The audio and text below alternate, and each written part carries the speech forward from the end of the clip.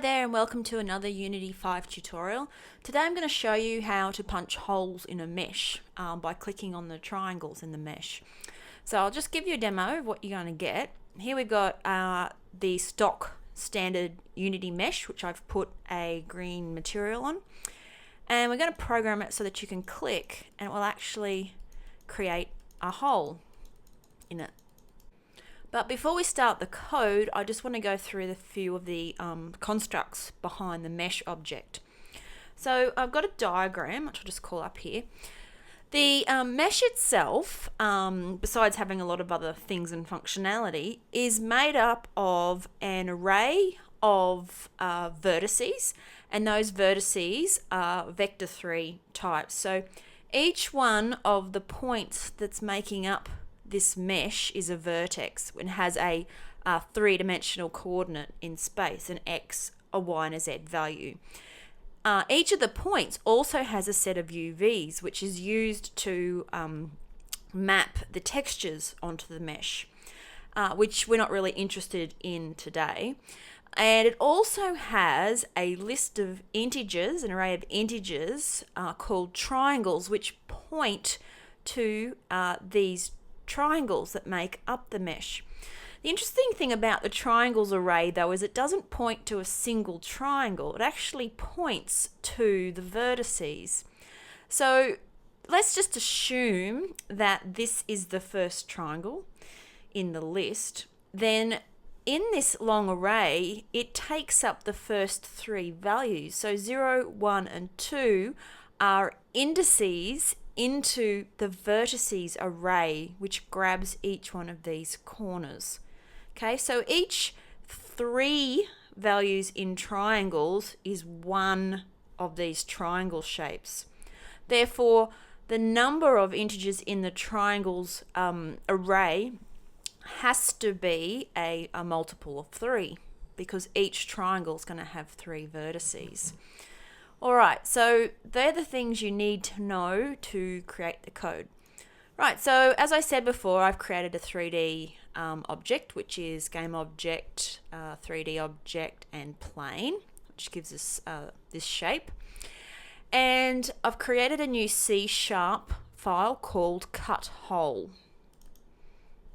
So once you've created that, you can start typing in this code. Now I'm going to go right to the bottom first and we'll look at the update function. So the update function is checking if the mouse button has been clicked, the left mouse button. If it has been clicked, then we're going to do a raycast from the input mouse position into the world. So where that point hits, if it hits anything, it will hit our mesh. Now this hit value here returns information about that hit point, and what's nice about this, and also very little known, as I can attest to because I spent a fair bit of time looking through the forums for this, is that the raycast hit has this triangle index value. Now this triangle index value points to the triangle that you've hit, but unfortunately it doesn't count the triangles in the same way as the triangles integer array does. Okay, so whereas the triangles integer array counts this triangle as 3 things, a hit index just counts this as the first triangle, second triangle, third triangle. Okay, so we have to do a little bit of math to convert from the triangle that we've hit to find the vertices before we delete it. Okay, now so this is the update function. Let's go up and have a look at this delete triangle function, which I'm passing the triangle index of the hit triangle to.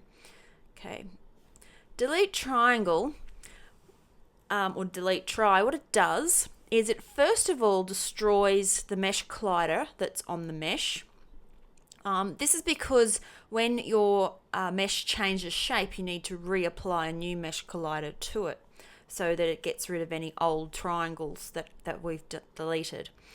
We then grab hold of the mesh in this variable here, okay, and the mesh is the mesh filter that is attached to the current game object that this script is attached to. We then make two integer arrays, one called old triangles, and we set that to the current array of triangles, and then a new triangles, which we make the same length as old triangles minus 3. Okay, because remember there's 3 points for each triangle. Because we're deleting one, then it's only going to be 3 less in length. Okay, the next bit of code is a while loop, which is going to loop through the triangle array. And each time it's going to test whether j is not equal to the index multiplied by 3. Okay, because there's 3 points for every triangle in the triangles array, the hit triangle value that's coming through needs to be multiplied by 3 so that we end up at the correct position in the array.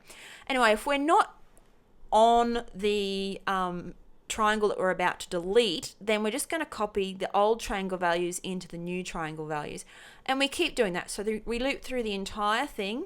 Each time we need to jump up by 3 values in the array because we're doing each triangle one at a time by copying the first value, second value, and third value of each triangle. And then we jump to the next one. And at some point when we get our indexes matched up to the index of the triangle we're trying to copy across, we will skip over it. So new triangles will end up being smaller than old triangles. After we've done all that, we take the triangles array that's attached to our mesh and we put the new triangles into that. And then we add a new mesh collider so that it will recreate itself. And that's pretty much it. Okay, there's nothing in the start function. And if we save that and go back into Unity, attach that script to your plane and run it, and you'll be able to punch holes of triangle size into the mesh. Now, while I was doing this, I thought, what if I actually want to punch a square in it? Because thinking back to the Minecraft examples and how we might optimize those, we need to be dealing with square-shaped blocks.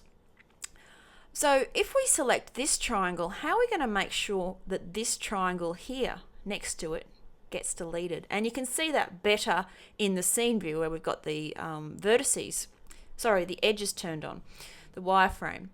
Okay, so if I click on any one of these triangles, you want its neighbour triangle that's inside the square that it belongs to disappear as well. Now, there's really no easy way of doing this because these triangles aren't necessarily in order. So you can't just say if this is triangle index 5 that this will be index 6. You do not know that.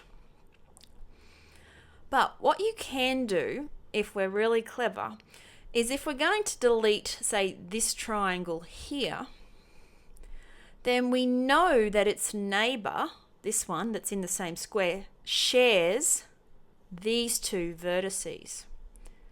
So if we figure out what these two vertex values are, we can then sort of reverse engineer it to look through all of the triangle indices into the vertex array, find the vertices that are a match for these two, and then go back to the triangle that owns them. And then we can use the same deleting method that we use for a single triangle to remove its neighbour as well. Now, if this sounds complicated, it's a little bit complicated, but as long as you can understand the math, which is just basically comparing that you've grabbed hold of these two vertices as opposed to this, while I'm just here, what differentiates these two vertices from this one in the triangles that make up a square is that they're the vertices that belong to the ends of the hypotenuse, because this triangle is a right-angled triangle. and so is this one. So these two values are at the end of the longest side. So if we calculate the longest side and find these 2 points, then we know we've got them that belong to this one here. Okay, right, so let's now have a look at the code for that, which starts to get a little bit more mathematically complex. So the updated code is going to look like this. Here's our cut hole function, class. Let me just see if I can make this a bit bigger.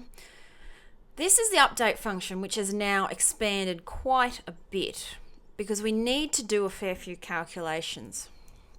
Okay, so we're going to capture our triangle that we've actually clicked on.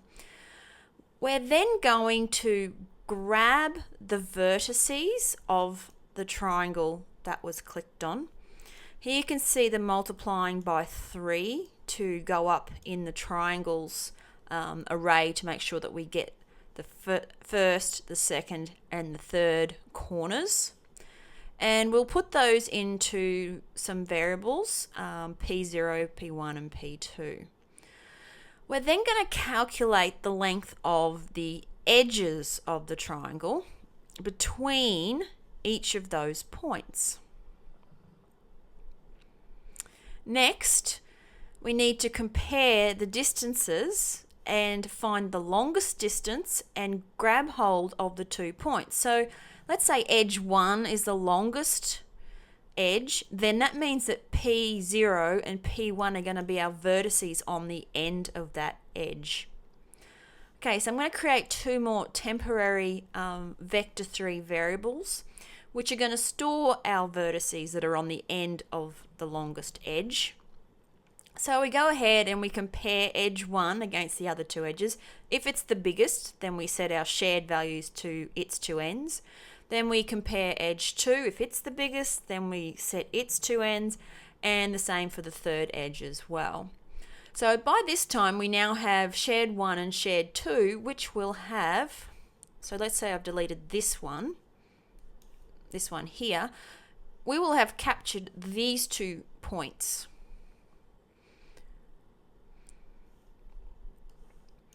Okay, so we've got these 2 vertices.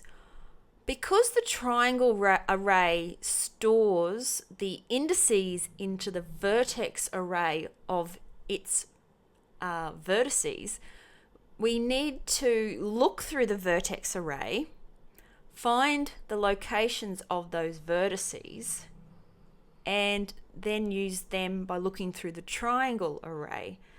Okay, stay with me. Right, so let's capture these 2 vertices, our 2 shared vertices in V1 and V2 using this find vertex function. Now, let's just scroll up to find that find vertex, which is just here. Okay, so what it's doing is it's getting all the vertices from the mesh, it's looping through them, and when the value of the vertex in the array equals the one we're looking for, then we return its index. And we do that with both of the shared values. All right, we then come back down here. After we've returned from here, we then run a find triangle function given the 2 vertices. So we use these indexes into the vertex array to grab the 2 indices, and we also are going to send over the hit triangle, because chances are if we go looking through our triangle array for triangles that have these 2 vertices contained within it, then we might find the actual triangle we've clicked on, because there's going to be 2 possible triangles that own both those vertices. So by sending across the one that we've hit, we can check that it's not that one, that we do pick up the other one. So this is a find triangle function, which is up here. Okay, so here's find triangle. And it's going to loop through all of the triangles that are in the mesh, which we get from up here. And it's then going to check that, first of all, j divided by 3, this is where this triangles in groups of 3 thing comes into it again, If the triangle index of the one we've hit is not the one we're looking at, we're then going to test if the vertex of triangle J is equal to our first vertex, and the second vertex we're looking for is in the second or the third part of the triangle. And we're going to swap them around. We're then going to look for the second vertex in the first part of the triangle and look for the first one in the second and the third part of the triangle. And then we're going to mix them up. So we're going to look through all possible ordering of those two vertices being in a triangle. Now, when it finds them, it will return the index divided by 3, which gives us an equivalent hit index of that particular triangle. Now, that index, which comes back from find triangle blah blah blah here, is going to be sent through to a new function called delete square. And delete square is taking the hit triangle index and its neighbour equivalent hit index. Delete square, which is up the top, is very similar to our delete triangle function, but instead of taking in just one index to delete, it takes in 2, and then it tests for both of those instances, so that as we loop through changing, copying one of the old triangles over into the new triangles constantly, is that if it's either of these, then it won't copy it over. So at the end, you won't have that in the triangles array. And because we're deleting 2, I can actually see an error here, which is minusing 3, like we did when we were deleting one triangle. Because it's 2, it's actually going to be 6. All right, so if we save that and switch back to Unity and run it, you'll now see when we click that we're actually creating square holes instead of just the triangles, which might be what you want to do. And this is sort of the start of the basis of a more optimized Minecraft example, where we would then extrude these parts out of this mesh to create like a block sitting on top of here that then has no triangles in this adjoining part under here taking up extra space. So it's much more optimal. I'm not going to do this in this tutorial, but I will look at it in later ones. All right, so I hope that gave you some inspiration to create something where you can click and destroy parts of your mesh. And I do also hope that you can get your head around that maths. It's quite simple maths. It's just because of the indexes of the triangles being in groups of 3, it can sometimes get a little bit complex. But anyway, I hope you enjoyed it and I hope you learned something, and I'll talk to you next time.